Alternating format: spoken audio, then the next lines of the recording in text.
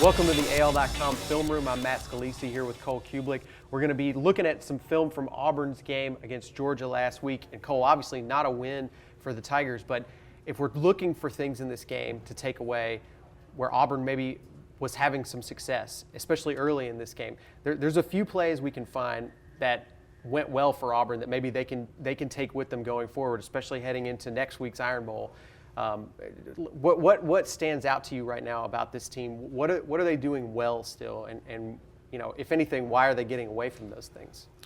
The last part of that's a good question. I don't really have an answer to that. And there are a lot of question marks surrounding this game plan and the way this game unfolded from a substitution standpoint, a play calling standpoint, and I understand that. I have some of those questions also, and some of those questions I don't really have an answer for. But I know this team is still running the football well, and we've seen now for a few consecutive games that Javon Robinson is a guy that understands the scheme, the system, the calls, and that he can work his way through extra yardage no matter what front is thrown at this offensive line, who continues to play well. Cameron Petway's now back.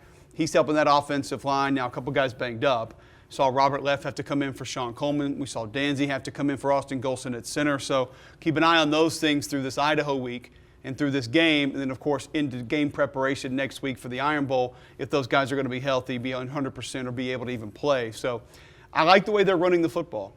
And you go back and look at the fact that Auburn outgained Georgia, lost the turnover battle 3-0, still had an opportunity late in that football game to get a win. They need more consistency. They need more balance. But there were some positives that came out of that Georgia game that I feel like they can build on through this Idaho game and into the Iron Bowl. Cole, you mentioned Auburn still having success running the ball. A good play here for the Auburn offense early on in the game, rushing touchdown for Kerryon Johnson.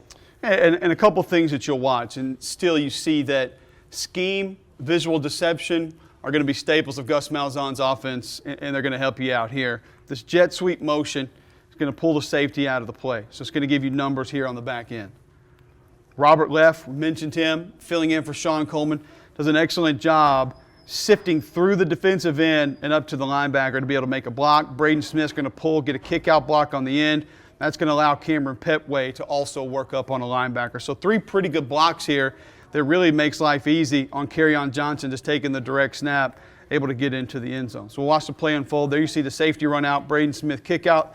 Robert Left's up on the linebacker there. Petway seals his man. And you'll see there's Cameron Petway coming through working on 42.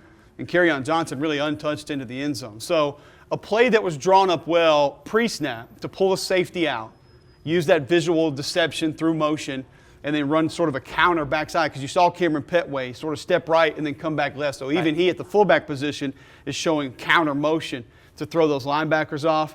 And then just a couple of individual nice efforts by Braden Smith pulling around. Got to get that kick-out block if Kerryon Johnson's going to go in between the tackle and guard. And then, of course, Robert Leff working his way up to the linebacker in a fill-in role. It's not always easy to do, to come in, get down by the goal line. That's where things are compacted. They happen a little bit more quickly down there. Robert Leff did an excellent job. Another huge part of Auburn's success in the latter half of the season here running the football, Javon Robinson. This play right here, Auburn backed up really deep into their own end zone here, and they're able to get out of there with a huge play. What exactly happened here? Well, sometimes, Matt, you just need a back that can make something happen on his own. And you get backed up, and you look at the amount of defenders. 1, 2, 3, 4, 5, 6, 7, and then 8's going to roll into the box. There's a lot of Georgia Bulldog bodies near the line of scrimmage, which doesn't make life easy when you're just trying to get some breathing room. What you'll see is, again, a nice reach block here from Robert Leff. Initially, a little shaky, but he'll stay with the block, and that's going to allow Robinson to sort of kick out. You'll see the motion brings the safety back closer to the line of scrimmage, but what that does is he'll get lost sort of in the mix here. Mm-hmm. If you go back and remember when we talked about Auburn and LSU, and we previewed Leonard Fournette in the game before he played Auburn, one thing I told you that was great about Fournette is he has the uncanny ability to press the line of scrimmage for a very long time, and then he'll make a cut at the last minute. Watch how Javon Robinson will press the line of scrimmage, which is really what keeps the safety locked down and almost get lost inside, and then the cut outside is what really opens it up. Motion pulls this safety down, which is going to keep a defensive back from coming over backside to be able to make a play, and you get an explosive play out of it. Nice reach block on the end. Safety's lost.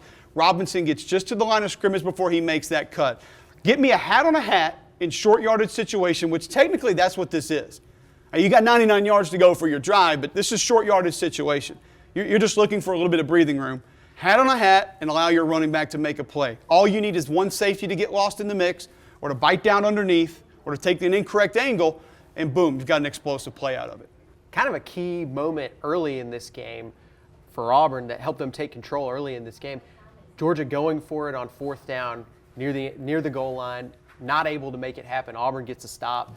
Kind of a one-on-one individual effort here that makes it happen for Auburn. Well, 4th and 1, Mark Richt somewhere over here. I feel like we've been here before. Thankfully, this is not Nick Chubb, so he's probably not going to take as much of a beating in the public eye as he would if that were the case. We're going to see shotgun here, which, and you see, we talk oftentimes, spread your defense out to sort of create running room. Will Muschamp's not going to allow that. He's just going to go man across the board, man and man, which is going to really jumble things up inside. So Mark Richt decides to go back and gun and say, well, if we can get a one-on-one, we'll probably take it. Now, Carlton Davis has played excellent football for this Auburn defense. Really, the second half of the season, he's come on extremely strong. And it's what Will Muschamp has to have in his defense. And one thing that has happened since Carl Lawson returned is more individuals seem to be stepping up and making plays. Now, defense is about making plays. It's not always going to be scheme that has you in the right place and you just make a tackle. Sometimes a guy just has to have an instinct and go find the ball and make a play. Carlton Davis right here is locked up, man-to-man. You know it's his guy. So, and he probably has to think fade, back shoulder, or slant. Really the only two options there. I mean, you could run a play action, but then you have time to recover, and that's okay.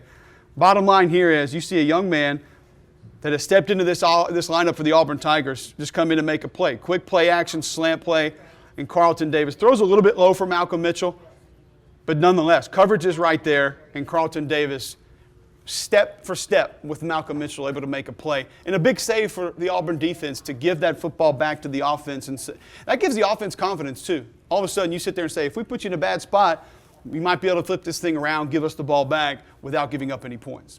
Cole, sticking with that theme of individuals on defense making big plays here, another one for the Auburn defense to get a huge stop and getting into the backfield and really putting pressure on the Georgia quarterbacks. Sometimes Matt's scheme does lead you into making a play. So you're going to see a bit of a stunt here. Casanova McKenzie's going to slant underneath, and you'll see the twist right here from the two defensive tackles. You'll watch, when we get the other angle of this, you'll see Montravius Adams sort of flow over here and take a little bit of 77. He's going to occupy that left tackle. But leaving McKenzie with a tight end one-on-one's a bad idea. Tight end's out on a route anyway, but this slant leads him right underneath, right in to come up with the sack. You'll see linebacker Phil over the top. So a stunt here from Will Muschamp, but it leads you right into Casanova McKenzie coming up with a sack. So X's and O's puts you in position to go make a play. McKenzie still has to get Grayson Lambert to the ground, and this gives you a better look. McKenzie coming right underneath there. You see Montravius Adams occupying 77 when he comes around as the loop man and unable to come up with a sack. So sometimes when you get a slide protection and you slant into that slide protection, if I'm an offensive lineman and I slide down and that slant's coming inside, it's a little bit too late for me to turn back and react quickly enough, and that's kind of what you saw happen with that sack from Casanova McKenzie.